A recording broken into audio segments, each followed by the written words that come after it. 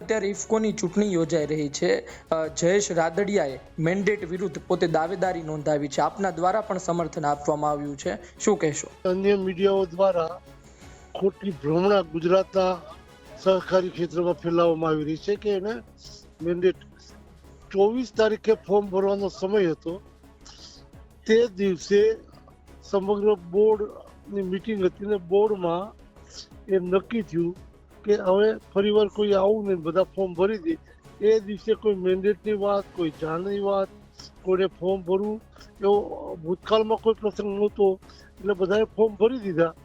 ત્યાર પછી ગુજરાતમાં આવ્યા ત્યારે મીડિયા દ્વારા જે અફવાઓ ફેલાવવામાં આવી રહી છે એમાં સીધું જ આવ્યું કે જયેશભાઈએ બળવો કર્યો.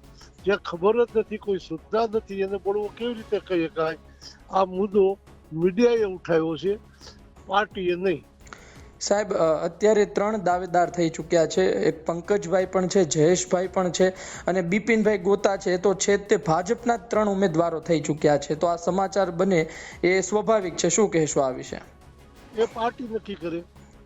અને સાહેબ, આપનું પણ એક નિવેદન આવ્યું છે સમાચાર પત્રમાં, જેમાં આપ કહી રહ્યા છો કે ભેદભાવપૂર્વક છે. ભારતીય જનતા પાર્ટી 21 બેઠકમાં વિહિપ ઇસ્યુ ના કર્યા અને ફક્ત 1 બેઠકમાં જયેશ રાદડિયાનું રાજકારણ ખતમ કરી દેવાનો પ્રયાસ છે. કિન્નાખોરી ભર્યું પાટીલનું આ પગલું કહી શકાય, ગણાવ્યું હતું. એ વિશે શું કહેશો? એ મીડિયાના સમાચાર છે. વાસ્તવિકતા એટલી છે કે ગુજરાતમાં 3 વિભાગ જે ઇફકોના છે, મહિલા વિભાગ, રાજ્ય કક્ષાનો વિભાગ અને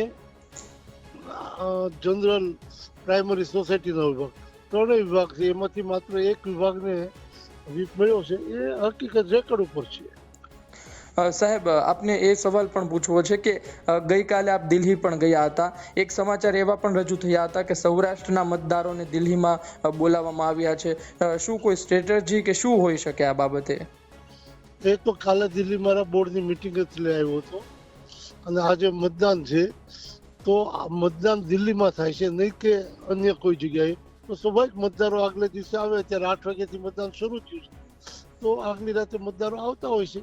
મીડિયાનો દ્રષ્ટિકોણ જ વક્ર છે, સાચી વાત સમજતા નથી અને કોઈ પણ સમાચાર ફેલાવે રાખે છે, સહકારિતામાં ભ્રમ ફેલાવે. મને લાગે છે કે આવી વાતો સમાચાર રૂપે પ્રગટ કરતા પહેલા ઓથેન્ટિક સહકારિતા સાથે જોડાયેલા જોડે વાત કરીને કરે તો હકીકત મળે. સાહેબ, મારે છેલ્લા સવાલમાં એ સમજવું છે કે જો કે એક ઉમેદવાર હોય છે, એક દાવેદાર હોય છે, તો પછી ભારતીય જનતા પાર્ટીના 3 દાવેદાર થયા તો એ એકમત તો ભારતીય જનતા પાર્ટીમાં જોવા મળ્યો નથી. તો પછી કઈ રીતની ભ્રમણા જોવા મળે? ભ્રમણા એક બળવો કર્યો છે. આ ભ્રમણા જે ફેલાવ્યું, સૌથી પહેલું ફોર્મ જયેશભાઈ રાદડિયાએ 1 કલાકમાં ભર્યું છે.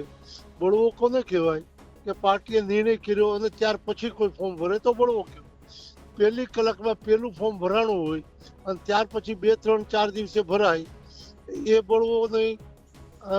અને પહેલે દિવસે 1 તારીખે જ્યારે વીક નથી જાય, જો કંઈક વાત નથી થઈ, કોઈ જોડે સમાચાર નથી થયા, એને બળવો કહે છે. એને ભ્રમ કહું છું, એને ભ્રમ કહું છું. એ સમાચાર સતત પહેલે દિવસથી આજ દિવસ સુધી ચલાવો છો, એ ભ્રમણા છે. બાકી 3 ફોર્મ ભરાણ છે, પાર્ટીનો વિષય છે. પાર્ટી નક્કી કરે 3 એને બોલાવી.